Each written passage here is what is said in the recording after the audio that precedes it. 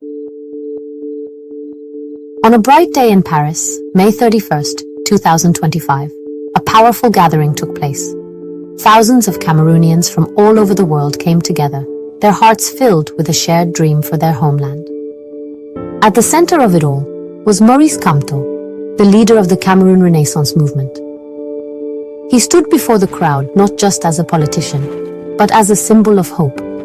His voice echoed through the streets of Paris, carrying a message that resonated deeply with everyone present. He spoke of a new Cameroon, one where every citizen's vote would matter, and where change was not just a distant dream, but a real possibility.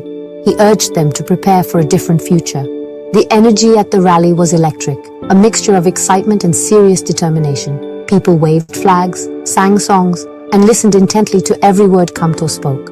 He talked about the recent changes in Senegal, holding it up as a model of what could happen when people stand together to protect their democracy. He promised that if he were elected, he would ensure the safety and security of the current president, Paul Biya, and his family. This was not a call for revenge, he explained, but a call for a peaceful transition of power, a new chapter for a nation that has been under the same leadership for over 4 decades. The people who came to support Kamto were not just a random crowd. They were a community united by a common desire for progress. Many had left Cameroon years ago, seeking opportunities or fleeing a system they felt had left them behind.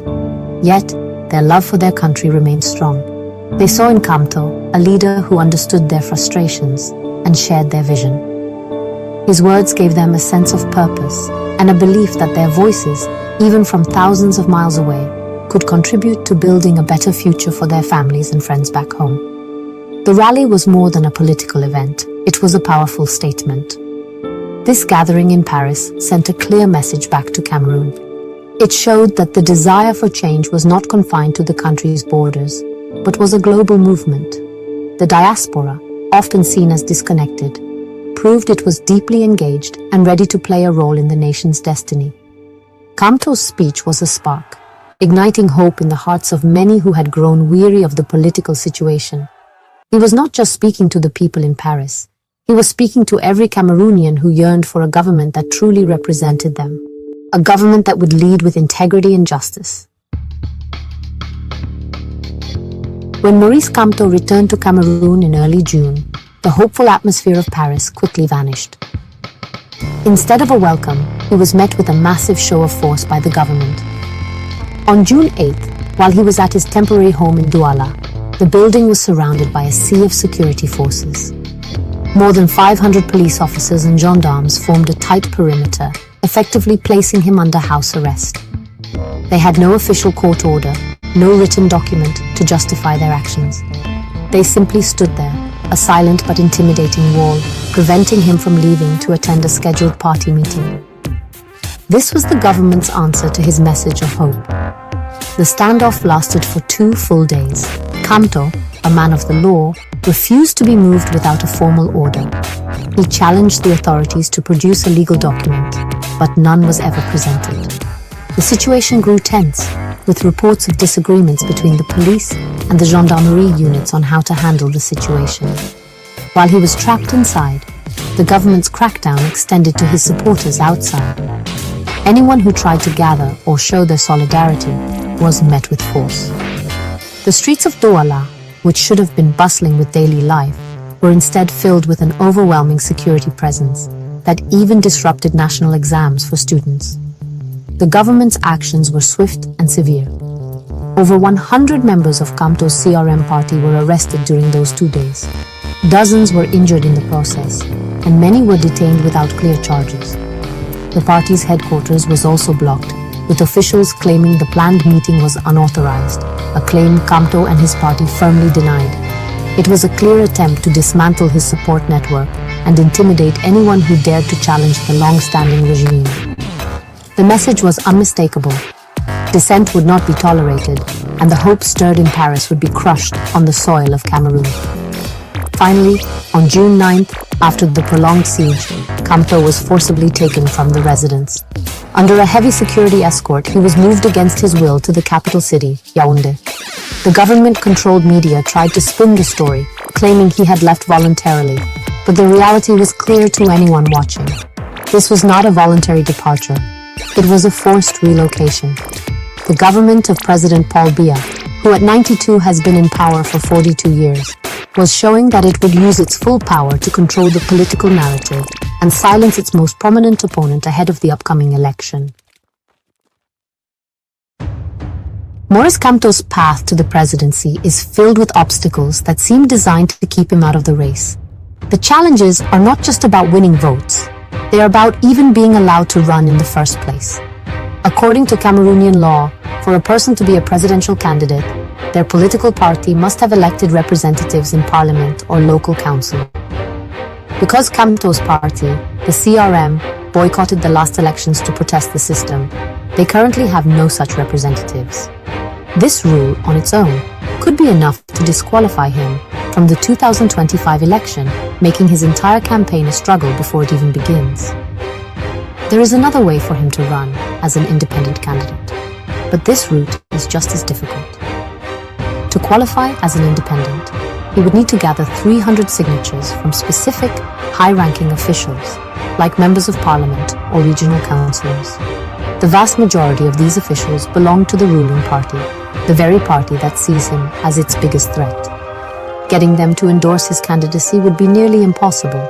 It feels like a catch-22, a set of rules created to ensure that only those favored by the current regime can ever hope to appear on the ballot. As if these electoral hurdles were not enough, the government has also turned to the legal system to apply more pressure. A lawsuit has been initiated against Kamto in a military court. This is highly unusual for a civilian political leader. The case is reportedly linked to his outspoken criticism of the government and the rally he organized in Paris. By dragging him into a military court, the regime is treating political opposition as a threat to national security. This legal battle drains his resources, distracts from his campaign, and hangs over his head like a constant threat of imprisonment, much like his 9-month detention after the 2018 election. These challenges paint a picture of a political system that is heavily tilted in favor of the incumbent. The government uses the law, the security forces, and the courts not to ensure a fair contest, but to sideline its competition. From banning his rallies within Cameroun to creating complex eligibility requirements, every step seems calculated to stop his momentum.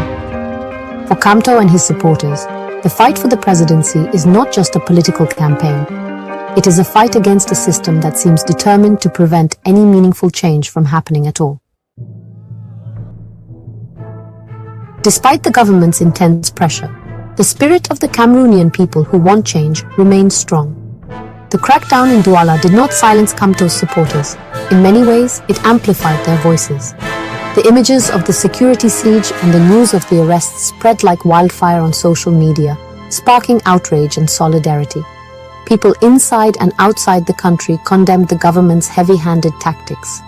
Prominent figures like the famous Cameroonian artist Richard Bona publicly mocked the regime's paranoid response, showing that fear would not be the only thing to come from this confrontation. Laughter and defiance became powerful tools of resistance. The international community and human rights organizations are also watching closely. The government's actions are seen as part of a familiar pattern of repressing dissent, especially in the lead-up to an election. This kind of behavior damages the country's reputation and raises serious questions about the fairness of the upcoming presidential race. The story of Kamto's house arrest is not just a local news item.